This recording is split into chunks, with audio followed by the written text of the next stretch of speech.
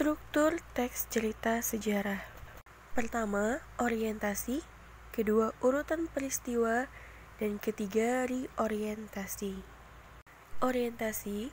Bagian ini berisi pengenalan atau pembuka dari teks cerita sejarah. Urutan peristiwa. Bagian ini berisi rekaman peristiwa sejarah yang terjadi dan biasanya disampaikan dalam urutan kronologis. Reorientasi. Bagian ini berisi komentar pribadi penulis terhadap cerita yang ditulisnya. Kaidah kebahasaan teks cerita sejarah. Yang pertama, pronomina atau kata ganti. Pronomina atau kata ganti adalah salah satu jenis kata yang berfungsi untuk menggantikan kata benda atau orang tertentu yang tidak disebut secara langsung. Di sini terdapat dua pronomina persona dan pronomina non-persona.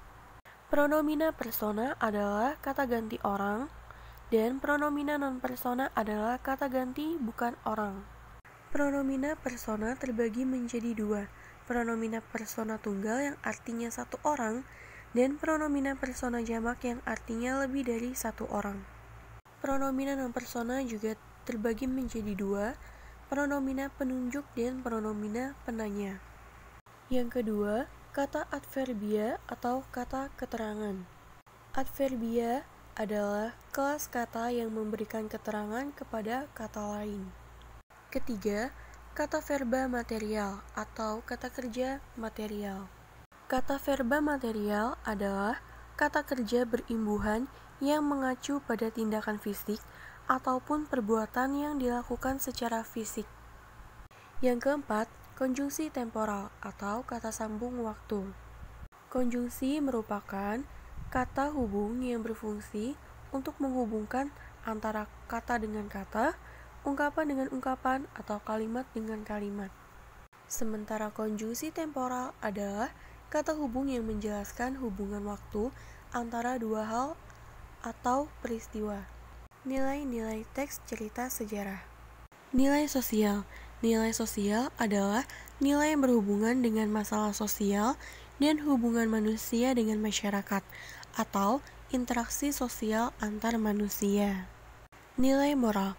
Nilai moral adalah nilai yang berhubungan dengan perangai, budi pekerti, atau tingkah laku manusia terhadap sesamanya. Nilai budaya. Nilai budaya adalah nilai yang berhubungan dengan adat istiadat, kebudayaan, serta kebiasaan suatu masyarakat. Nilai agama. Nilai agama adalah nilai yang berhubungan dengan kepercayaan atau ajaran agama tertentu. Nilai pendidikan. Nilai pendidikan adalah nilai yang berhubungan dengan pengubahan tingkah laku dari baik ke buruk atau bisa juga berhubungan dengan sesuatu hal yang mempunyai latar belakang pendidikan atau pengajaran.